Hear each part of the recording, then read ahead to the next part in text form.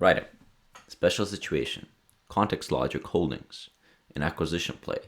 Wishing for more. Hello everyone. This whole time I was hinting at a stock write-up. I didn't quite imagine or expect it to be a special situation investment. If you look at my other writings, you would notice I have been hinting and referencing a high quality compounder, a Darwin Forever coffee can investment, especially the emphasis in our annual letter where I showcase it as a priority investment.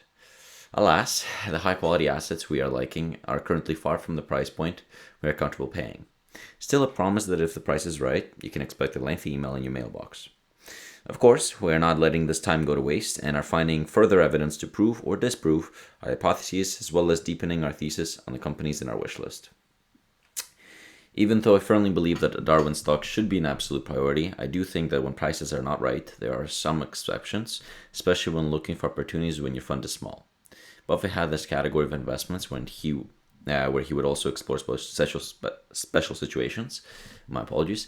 Where he ran his partnership. Munger even used a leverage in special situations when he ran his investment partnership in the 60s and 70s. So there is some fruit to bear in these ideas. Before I go, I would like to give a quick disclosure. The companies mentioned in this article may or may not be in my holdings. This article should not be construed as investment advice, but for entertainment purposes only.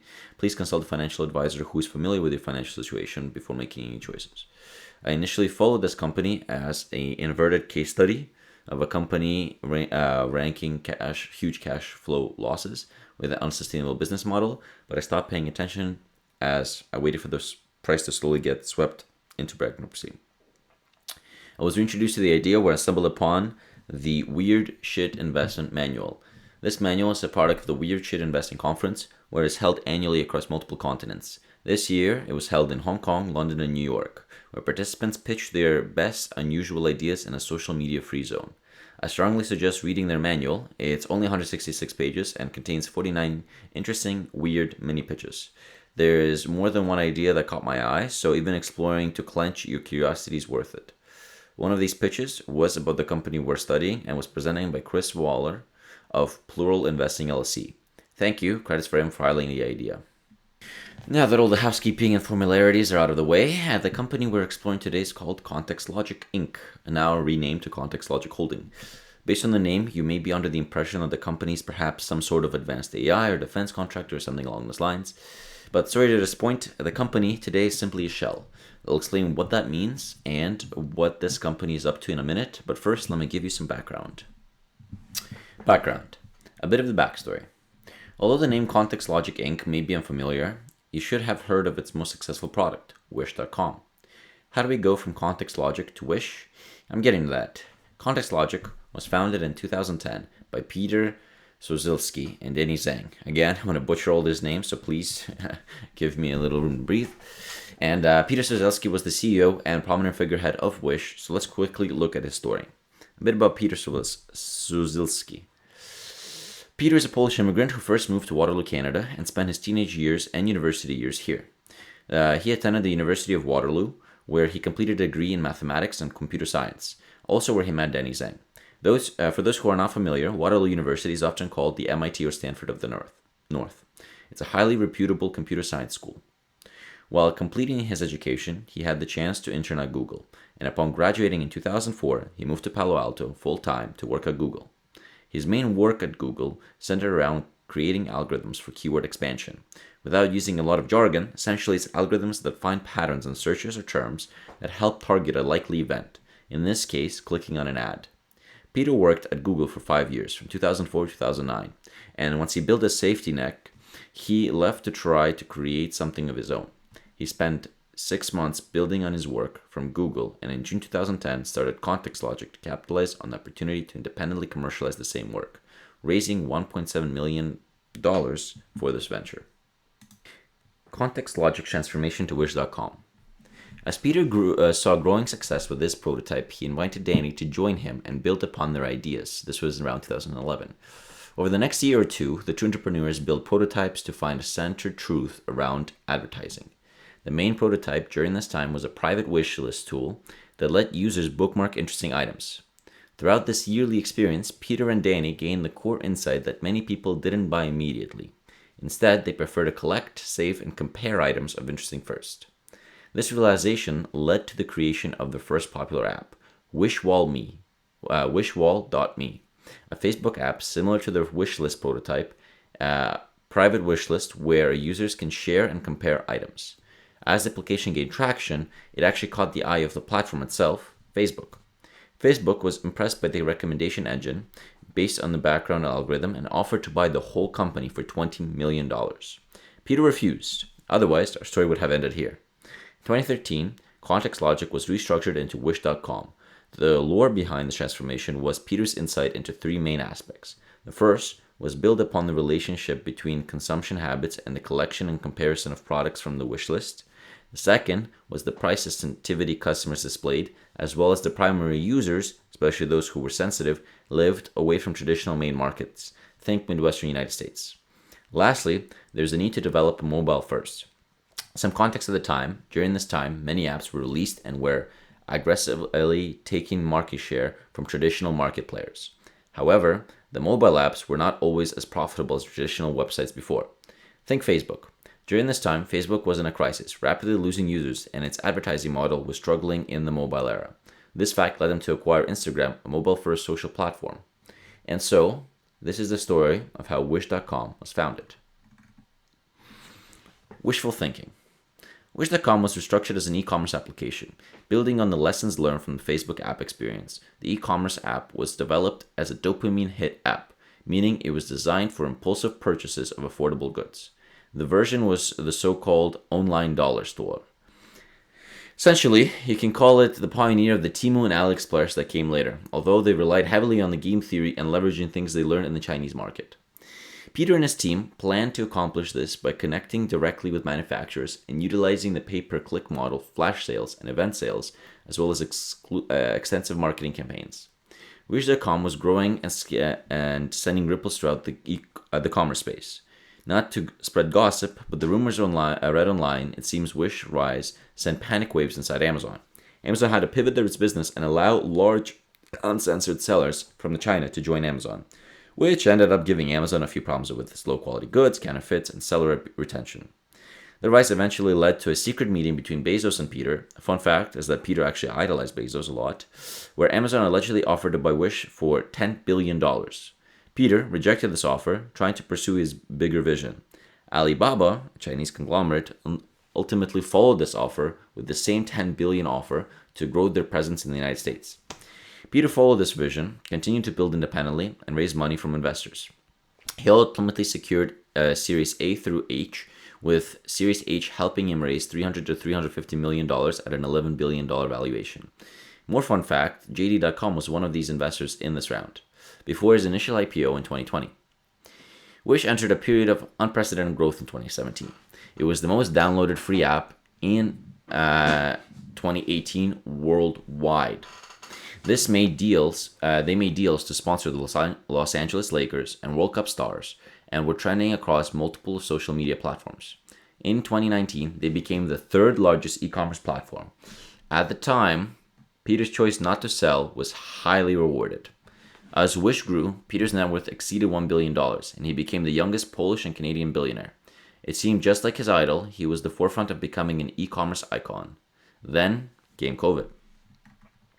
In March 2020, the world entered the COVID-19 era, marked by months of business shutdowns and surge in online activity. You would think Wish.com would be a huge beneficiary of this, but quick spoiler, it wasn't. Throughout my telling of Wish's history, I haven't fully focused on the business model. The reason is that the company's unsustainable business model made very little sense in my eyes, and made me very curious if the business could even remain in practice for long. Wish's business model came at the time when the venture business playbook rewarded and incentivized growth above all else, meaning grow now, solve the other issues as you get bigger. This viewpoint implies the company was aggressively spending on what allowed it to grow revenues and not profits, customer retentions, or infrastructure. It's a non-sustainable business model, and COVID ended up being a sort of poison pill for Wish. One of the main strategies for growth was aggressively advertising on social media. On social media, the main function of acquiring an advertising space is through an auction-driven system. This fact means you are at a disadvantage when there's a growing number of participants.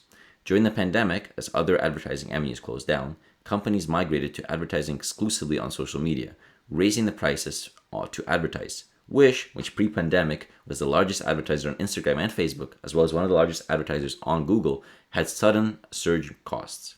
To add to the trouble, the amazing algorithms that fueled growth were optimized to maximize click engagement, implying that a large proportion of clicks leading to users looking at cool products but not buying them. Too bad tailwinds already bad enough, but at the same time, Wish was dealing with a technological shift. Phone makers started prioritizing user privacy and safety, as well as stopping spamming users for improved experience on their devices. Apple did this in iOS 14 update. This transition altered how users' data was stored and shared between apps and the operating system, ultimately compromising the data that Wish's algorithm used to target users. The business of selling cheap goods comes with its own risks. The problem with keeping prices low is that you sacrifice many checks and balances to quality and theft. This vulnerability was fully exposed on Wish's platform, leading to lawsuits for counterfeits and product liability. Wish was not super compliant with the regulations. In France, Wish's biggest market after the United States, Italy being the third, Wish was found guilty of false advertising, but more importantly, of selling unsafe products. 90+% of electronics and 95% of others found not safe or environmentally non-compliant. This conclusion led to the restriction on advertising and operations, delisting from the Play Store and iOS Store, and block from Google, Bing, and Quant, essentially killing the company there. Speaking of regulation, it's worth mentioning that one of the enablers of Wish's low prices was not just direct selling from manufacturers, but also exploiting a loophole in import tax law where small items were tax exempt. This kept prices lower, and the issue had slowly gained traction as a political topic, especially more recently as Temu gained popularity. The 2011 agreement allowing packages weighing 4.4 pounds or less to be shipped from China to the US for less than the cost of shipping between states was the agreement. This was revised in 2018, further eroding the business cost advantage, and could be revised again. To give the company some credit, if you listen to the quarterly calls and skim the annual reports, they were aware of their issues. You can find some notes in the 2021 10K or listen to even the early call from that time. They focus on reduced retention, new buyer conversion, and the rise of digital advertising costs. They attempted to pivot and restructure the company by establishing an infrastructure network and introducing payment guarantees to combat scams. Additionally, they sought to implement quality checks, and reduce shipping times, but it was a little too late. In 2022, Temu entered the American market and began competing with Wish. Instead of saying how bad that was for business, I'll use their own sentiment from Q2 2023. The competitive landscape is changing rapidly in the cross-border e-commerce space, and we are experiencing unprecedented headwinds from intensified competition in the industry. This is the end of the story of Wish.com. In February 2024, Wish.com was sold for $173 million or $161 million in closing cash. Crazy to think about a company that was worth over $22 billion just the same 3-year period. The company was restructured back to ContextLogic Inc. and delisted from the Nasdaq in June of this year, 2025. On August 7th, the company underwent restructuring and is now called ContextLogic Holding, traded on the OTC markets. Today, Wish is still in operation under Q0010, I don't know how to pronounce it, which bought the company in 2024. A singular company initially started the joint venture from eBay and Gyosis Group, South Korea, which also had a similar situation to Wish and entered bankruptcy at the end of 2024. Back to reality. The history itself was pretty useless for this investment case, except for identifying any liabilities that could still be inherited due to the Wish.com operations. Should be noted that Wish did get sued multiple times and has settled numerous times in various class actions cases. Examples include Shoon's Design LLC versus ContextLogic Inc., React lawsuits, Original Price class action, Advisory Text class action. So let's quickly go over the agreement. February 2024 was announced an agreement to sell substantially all of ContextLogic's operations, assets, and liabilities to an e-commerce platform. Q010 PETE Ltd was reached. The transaction officially completed on April 19, 2024, when ContextLogic received $161 million after all price adjustments. Under the agreement, the assets that ContextLogic kept were net operating losses, NOLs, marketable securities, and a portion of its cash and cash equivalents. To expand on what liabilities were inherited by Q010, you may find under the section 2.3 and 2.4 of the SEC document. But to summarize, all liabilities, even some fees like the $6 million coverage for third-party advisory fees, were covered or inherited by Q010. Liabilities exempt are any related to excluded assets in the agreement. Liabilities for excluded employments, any employment not transferred to the new company, meaning any severance or unpaid wages, certain taxes, and excluded third-party claims. Excluded third-party claims is a worrying one, as we can't see the full potential liabilities there, and any seller transaction costs. But in all public information, it appears that ContextLogic has significantly streamlined its operation and reduced cash burn. I do have some minimal worries about the section of all third-party claims set in Section 2.4D of the disclosure schedule, but the risks seem minimal. The thesis. Okay, so I have been sharing a lot of information with you. Some of it might be useless for taking advantage of this special situation, but at least it helps us understand why it exists and where it comes from. In the introduction, I introduced ContextLogic as a shell. This is because it has effectively ceased all operation, as it's currently comprised of a package of cash and marketable securities and the retained NOLs, with nothing else. The thesis is that the market is undervaluing the value of the assets in the company's books, and a strict contractual timeline aims to catalyze and unlock this within 16 to 24 months. The NOLs. Before I go on, again, what are NOLs? Net operating losses, or NOLs, occur when a company's expenses exceed its revenue in a specific tax period. A company can save them and carry them forward to reduce income in a profitable year, hence minimizing taxes paid that year. It's a standard tool used in the past decade with startups, rationalizing losses over the years in a growth story. Here's a simple example. Let's say in year one, when you're trying to build a business and grow it, you spend $200,000 with a profit of $100,000. In this case, not a profit, but a loss. But this $100,000 loss could be a loss, or it could be considered an NOL. So $100K NOL. In year two, you make a profit of $110,000. You can write it off the first $100K and pay taxes only on the $10K.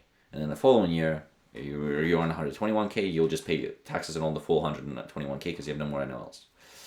The other thing to note about NOLs is the number of years you may carry them forward. There are currently two types of NOLs in the United States, pre-2018 and post-2017. For NOLs that originated before January 1st, 2018, you may be carried forward for 20 years. For NOLs after December 31st, 2017, you may carry them indefinitely, but you are capped off at 80% of your taxable income per year. Also, COVID pre-aid package allowed a 5-year carrybacks for NOLs between 2018 and 2020. Since ContextLogic was not public for all the years of operations, we don't know the full proportion when each NOL was generated.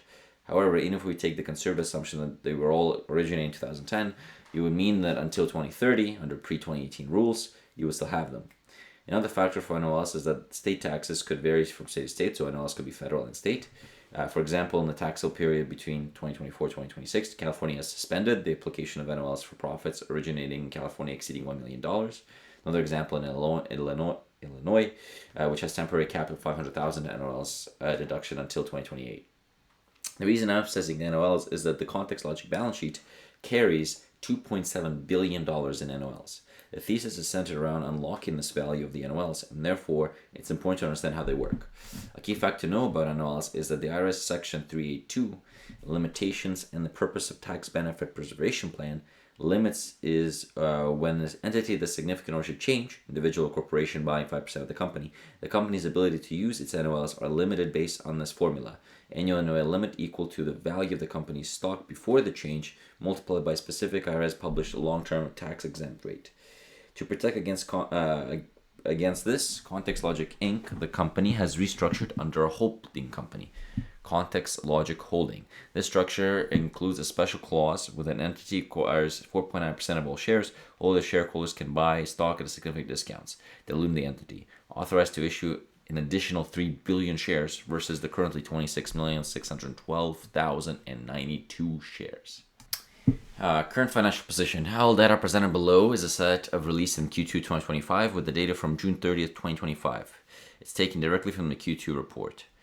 Cash and equivalents of $27 million, marketable securities in U.S. government instruments $192 million, prepaid expenses $2 million, accounts payable $1 million, accounts liabilities $2 million, redeemable non-controlling interest BC partnership loan, we'll go in detail in a minute, $75 million, shareholder equity $142 million, shares outstanding 26.6 million, books per share $5.3.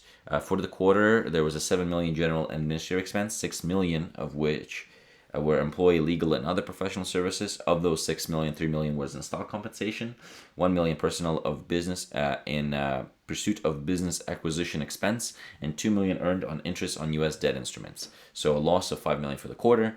Very crude calculation of the yield on the debt could be widely off depending on what they own and when they decide to sell it, because maturity and yield relationships would be there. But I just took the 2 million times it by 4 to about 192 million. We got a 4.17% yield. In the 6 months, shareholder equity has dropped by 9 million because of fees and restructuring, compensation, and expenses on search of an acquisition. Management said that on the earnings call on August 7th, cash and securities are expected to stabilize around 218 million by the end of the year. BC Partners. As you may have noticed in the info above, there is a mention of BC Partners loan to ContextLogic. BC Partners is a private equity, credit, and real estate firm that was founded in 1986 with approximately $46 billion under assets. The past track record is quite tricky to find, but I found some partners exited with a 16% IRR in Fund 11. In February 2025, BC Partners invested to unlock the NOL's value. The deal involved the issuance of preferred shares that are convertible to a 1-to-1 ratio to common shares. The dividend rate on the preferred is at 4% pre-acquisition and 8% thereafter. The investment is done an initial investment of 75 million, hence a 3 million a year dividend, and another optional tranche of another 75 million at the same valuation as the first tranche if ContextLogic needs it at the time of closing of the acquisition. Currently, 20.8% of ContextLogic holding is owned by BC Partners. If the second tranche is executed, the ownership would shift to 41.6% for the BC Partners and 58.4% for ContextLogic. BC Partners have also brought their own personnel on the board of ContextLogic to help with the pursuit of the acquisition, notably Ted Goldturf and Mark Ward, who are working there full-time, especially Mark Ward was working there full-time. BC Partners does have an exit clause, a timely condition coming 2 years. This means that if no agreement is reached by the deadline, BC Partners can require ContextLogic to repay them 75 million along with the dividends. To underscore that BC Partners are better positioned to capitalize on this opportunity than the retail investor in this transaction. Risks. In examining the potential barriers of these special situations, several risks arise. Here are the main risks I'm considering: regulatory and lawsuit risks, cash burn, BC Partners' lack of selling liquidity, and the possible failure or poor acquisition. Regulatory and lawsuit risk. The whole thesis is built around utilizing the NOLs. If the regulation tax law of their usage changes, it could significantly affect the value you can bring out of them. I think the risk of this is low, but something to keep in mind. The other risk is any lawsuit that could still get. Although most of the risk associated with Wish.com is gone, it's not all. Some contingent liabilities or residual legislation risk could remain. The likelihood of this risk is also low. Cash burn. ContextLogic has made many steps to lean operations and keep costs low. However, the salaries for employees involved in acquisition searches, and corporate functions, as well as board fees and associated costs linked to governance and investor oversight persist. Moreover, any potential transaction-related expense tied to acquisition or restructuring. BC Partners. BC Partners and the members they brought in may face mismanagement incentives due to their lockup periods and restricted shares. However, it seems like the profit structure has been aligned with shareholders. The new CEO incentives are also aligned with the significant payday of the targets met, a payday of 12 to 30 million, big impact on his net worth. The risk of mismanagement is also low. Lack of selling liquidity. The company is quite small, and in case of acquisition or not, there could be a very thin liquidity to exit the position, which could lead to a selling at a discount to fair value, if not being able to sell at all. The risk is medium of having trouble exiting at fair value. Also, can't forget that opportunity cost. Possible failure or poor acquisition. There's also a risk of not finding an acquisition and the company winding down before any more cash burn, which would be at a loss of approximately 2.2 per share or about 30% drawdowns for today. The other is a value-destroying acquisition. It's challenging to vet this throughout beforehand, but the management and the CEO, Rashid Bajaj, track record appear promising. Given many of them are working full-time on this, we'll assume the risk is small to medium one. Showcase scenarios. As Charlie Munger said, you could massage any projection you want, so we will not spend a lot of time here. Let's consider two scenarios. One where no acquisition is made, and another where one is made with some promise. If we believe the stabilize of cash at 218 million, as mentioned in the August quarterly call, and assume the treasury yield will cover the 4% dividend, along with a conservative annual cash burn of 8 million a year, for exit liquidation by February 2027. All very approximate calculations and shortcuts will be taken in these calculations. Shareholders' equity loss of 12 million divided by number of shares will give you approximately $4.89 per share of residual value, which means for today's price of $7.31, you'll have a loss of $2.42 a share or a 33% down draw. For fun, if we do a simple DCF and assume an acquisition of a business that earns 25 million profit a year after tax at 8 times earnings, so acquisition of $200 million. The 25 million is equivalent to 31.65 million before taxes, or 6.65 million a year saved in taxes. If we assume a 1% growth rate, 10% discount rate, and same play for the NOL, we get the cash flow for the business of 63 million. The terminal cash flow for terminal value, of 380 million. Based on our calculations, a present future cash flow of the terminal value of 285, a present value of cash flows for the NOL at 17 million after the 3 years. The enterprise value will be around 365. If we divide that by number of shares, we get 1372 per share, or an 88% upside over 3 years. Again, everything is rounded, so you could change the numbers as much as you want. You can get different valuations. It doesn't really matter. But the main purpose is that if you utilize proportion of that $2.7 billion in NOLs, it unlocks a huge profit for shareholders. Additional information. I found a few different things throughout the research, but if we trim it down, these are essentially the only things worth noting. Similar play was done successfully between KKR and WMI Holdings. WMIH is a spin-off of Washington Mutual. KKR took control and turned WMIH into an acquisition vehicle to capitalize on WHM estimated of $6 billion NOL carry forwards. There were also cases where similar structure failed to capitalize on the NOLs due to IRS Section 382 in their restructuring deals. ContextLogic has been placing significant emphasis on creating value for its 2.7 billion NOLs. Their website is very bare bones, and the quarterly calls are only like 5 minutes with no time wasted, although this very lack of ability to ask questions is sad for a small investor. There have been many initiatives to exploit the process and save as much money as possible. They have implemented cost-saving deals such as delisting and reducing listing fees, and so far it seems they're very shareholder-centric. Closing remarks. Well, that was quite fun. Again, this is not investment advice, and you should do your own research. I find the special situation worth paying attention to, just as a learning experience. Thank you all for bearing with me, and hopefully you learned something with me along the way, even if I took you in circles for a bit. Cheers. 18 Degree Partnership. Daniel.